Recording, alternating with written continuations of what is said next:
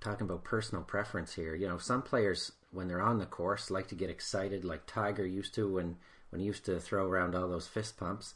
And then others kind of feel that they need to have an even keel approach. What are your thoughts on managing your emotions on the course, and should a player withhold that excitement and sort of ignore anger, or what do you coach in those areas? So this might strike some controversy, but I like to encourage the most natural approach possible. So everyone has a certain personality, and we all have certain ways of processing, success and failure. So, for example, a lot of people are encouraging that, it's like, don't get negative out there. Don't, if you have a bad shot, just get neutral to it. So, I find that to be, for me, a little unnatural, in that if I'm setting a goal to put a ball into the hole, and I miss the putt, I'm not supposed to be satisfied. I'm supposed to feel the slight degree of pain that comes with missing a putt. It's like, a sense of disappointment or something, because that's natural. Your system's telling you, oops, you didn't do it. Mm-hmm. And likewise, I put the ball in. I'm supposed to feel a natural degree of, yay, I did it, success. Right. So some people have these like you mentioned, Tiger, these outward expressions of emotion on both ends of the spectrum, and this is what, for Tiger, he's very disappointed, and he outwardly expresses that. He kicked a club at Augusta last year, and we've seen the both sides of his celebrations and his frustrations being expressed. Sure. But they're equal amounts on both ends. Yeah. And so he's feeling the natural response to a missed putt.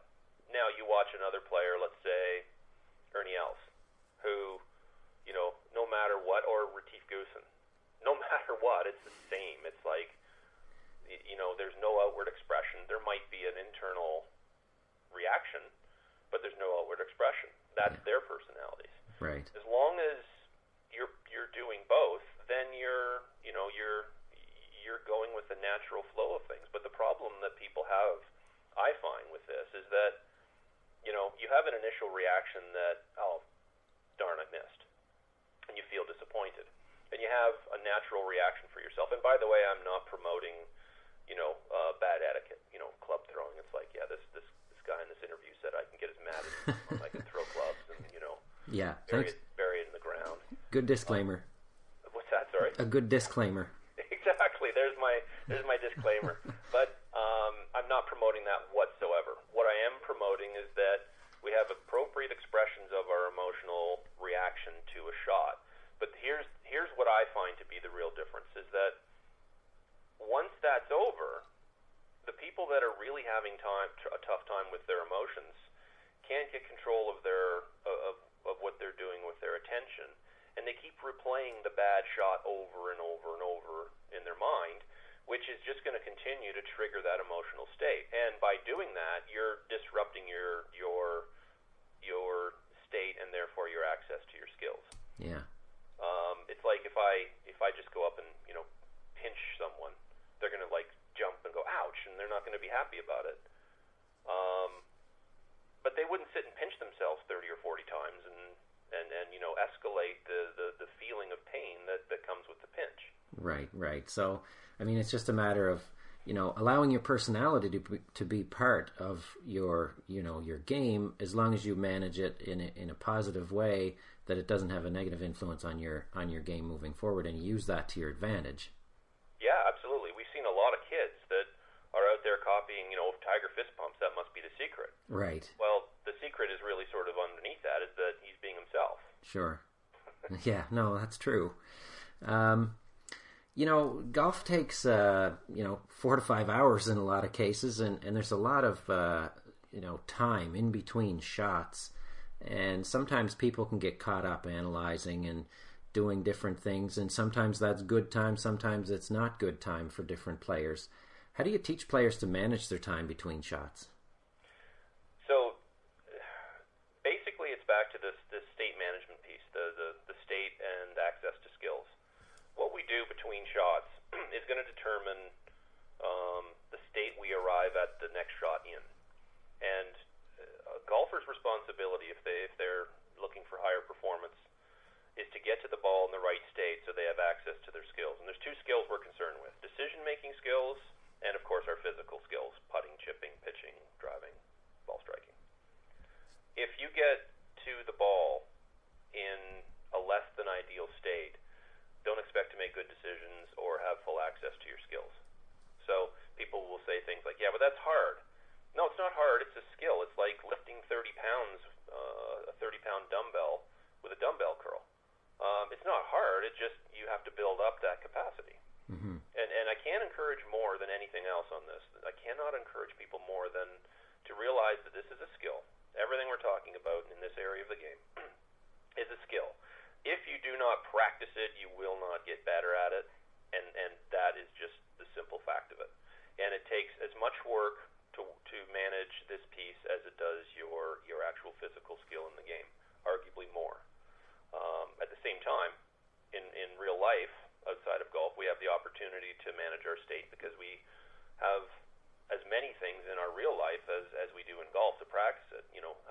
We can practice this with traffic. If you're parents, you know how your state can be tested by kids and family situations, work situations, all sorts of different things that could influence our state. We can actually use all of these events to practice this, and then it shows up better on the golf course too.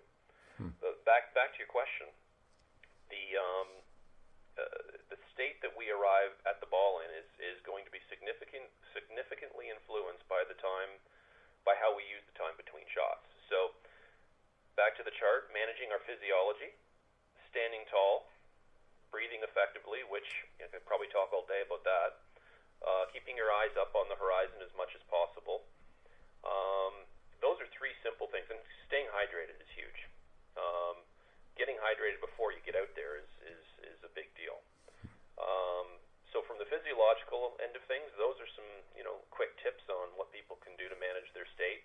Just that alone will help a ton. But on the mental side of things, a lot of people are under the influence of, or under the idea that positive self-talk out there will support your state a lot. I find that when people are playing their best, they say, I really wasn't thinking, I wasn't saying much to myself.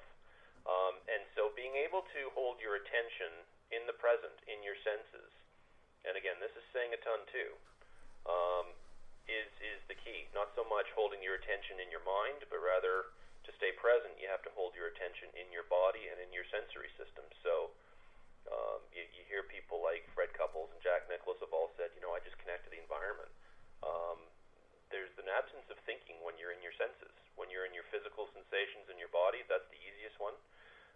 Looking at the trees, feeling the temperature of the air, listening to the sound of the wind, and just connect to that sensory input that's coming in through those channels. That's I find the key to calming your state down. Sounds, similarly in a way to, a strategy or methods to stay in the present, focusing on, what you're feeling and your environment around you and current state. Would that be fair? 100%. Yeah, you've said it better than I did, actually. I wish I could be a little less verbose and more articulate like you. Well, I don't know about that. But how about... how does this stuff sort of on course tie into pre-shot routine? There's a lot of different people have different thoughts and feelings about pre-shot routine and what's important in the physical part compared to the mental part. Are there any key pieces there for you that stand out as important to getting into ideal performance state? The pre-shot routine, to me, I work with the idea that there are things we have direct control over, things we can influence, and things we have no control over. The things we have direct control over are things like a swing rehearsal, decision-making, information gathering like yardage, wind, lie, footing, all of the things that we can control directly. Then there's the influence things. Now, we can influence our score, but we can't control it. We can influence our shot shape, but we can't control it. But what we can do is make the best best swing rehearsal we can. We have control over that because we have time to, take 3 or 4 until we get it right and get a feeling in our body of what to do.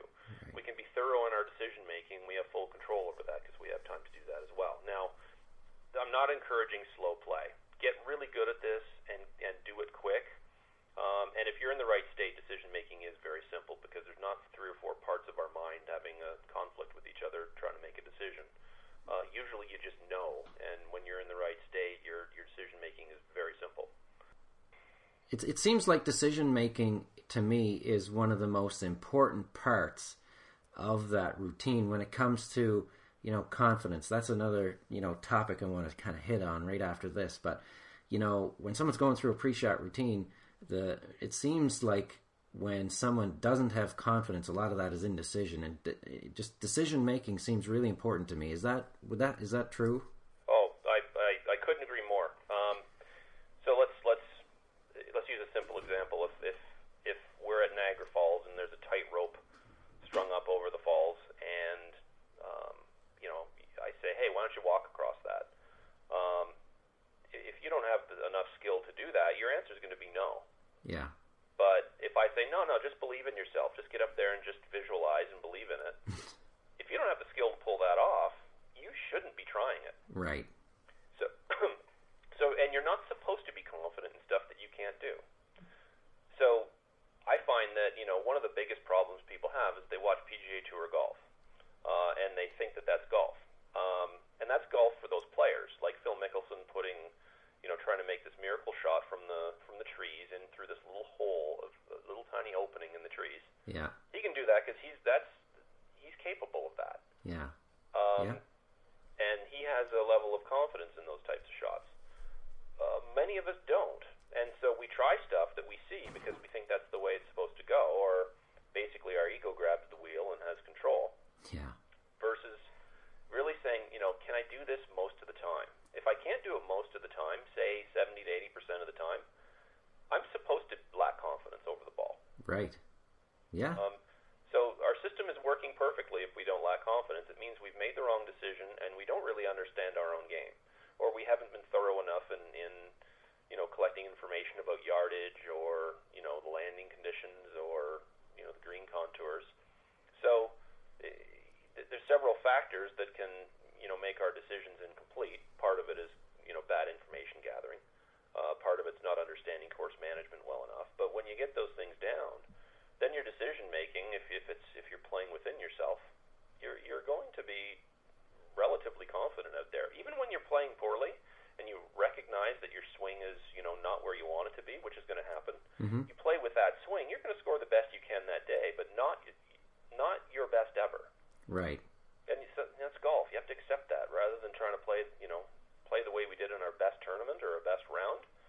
Play with what we got that day, and you'll get the most out of your skills. And that's probably a good point. Where decision making is really important. If you recognize that you don't have your best swing that day, you may not have the confidence to hit a shot that you could on another day, and making the decision to account for that or to play a different shot that you do have the confidence in will help you to manage your score.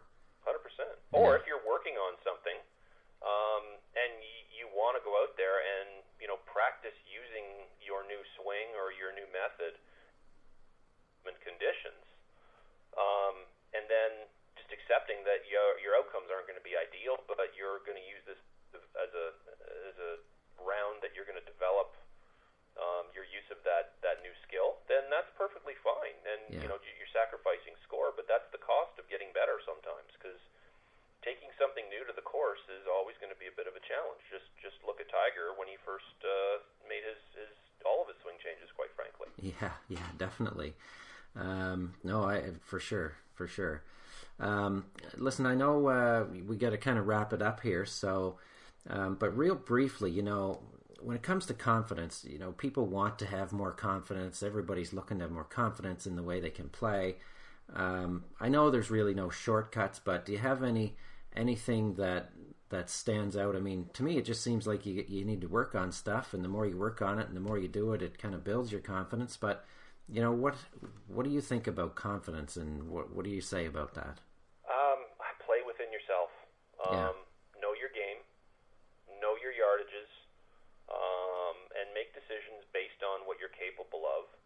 Don't try and squeeze more out of your game than you got. And the strangest part is that when you do that, you calm down. When you calm down, you have more access to your skills. And so one of the big influencers of state management is decision making. If you get over the ball and you've made a too ambitious a decision, you're going to be in a wrong state, and you're going to hit it a lot less consistently. Yeah. But if you make good decisions, it's amazing how much we sharpen up and actually get the most out of what we got that day. So I can't encourage enough the fact that people, put your ego over leave your ego at the clubhouse. Yeah. And get out there and know your game, play within it, and you'll probably improve on what you anticipated based on what you started the day with in terms of your skill. Yeah, wow. The other thing is expectation. Have reasonable expectations. How many times have we hit it really poorly on the range and gone to the first tee and said, well, I have no idea what's going to happen today, and we shoot lights out. Right, yeah. Because we're not sitting there going, okay, well, I should be playing good today because I hit it well in the range, and boy, have I been really practicing hard. That's a formula for disaster most of the time. Just kind of always have the attitude of, really, I don't know how I'm going to play. I know that I'm going to make good decisions. I'm going to prepare for each shot very thoroughly. But I have no idea how I'm going to play because I don't have control over swing or score. I can influence it by, controlling my decision making and my state. Yeah. But really, I don't know. So we're all. Most people are very relieved to hear that they don't have to go out there and go, I'm going to play great today. Yeah. Because it's not true. We don't know that. Yeah, no, that's true. And, you make me want to ask a question about expectations because, we kind of talked about the off-course, mindset and how it affects your self-belief and your thermostat. And you almost need to, visualize yourself at a higher level, but yet have no expectation of that when you're on the course or no expectations of a specific performance level. How do you, separate those two? Because on the one side, you're sort of saying you need to expect greatness, but then on the other side, when you step on the tee, you need to almost dismiss that and let things happen. Well, you see, if I ask people, when you ride a bike, do you have expectations? Right. Okay. Yeah. Do you think positive? Do you visualize? Yeah. Okay. You just kind of go out and you do it. You start pedaling, and do you try and ride your bike along the top of the curb, which is like 6 inches wide, or do you stay on the sidewalk or the road where you know that your level of skill, you're capable of being safe? Yeah. Yeah. So we go out there, we know what we're capable of and what we're not, and we don't take risky choices because we're going to get hurt. But there's not there's not a lot of this positive thinking and self belief and fist pumping and all that. Right. Getting out there to the bike, it's like, yeah, I can do this. You just kind of go, all right, let's see what happens. Yeah. And when I encounter things, I'll stay mature and I won't make silly decisions. Little kids go out there and try and do the stuff that gets them hurt, but they soon find out that it's very painful if you try stuff you're not capable of. Right. Yeah, no, that's true. And adults in golf don't seem to be able to do that. They go out there and do the same old thing over and over and get more frustrated. Yeah, that does happen. That does happen. So for that piece, I hate to say the word, but maturity. Yeah. Maturity is about sort of knowing what you're capable of and what you're not, and it doesn't mean you're not going to get better, but you have to go practice. So if you want to drive along the curb on your bicycle, then put on all the gear to protect yourself because you're going to get hurt. Yeah. And practice until you can do it, and then you don't have to wear gear. But it will make you better. If you're not growing, then you're getting worse. Yeah. So consistently trying to improve. Yeah. Is a big deal in terms of enjoying the game because you're either getting worse or you're getting better. Yeah. Yeah. That's true. That was Paul Dewland from the Core Golf Academy and PureMindGolf.com. I'm Brett Taylor from Tour Tactics. Thanks for listening.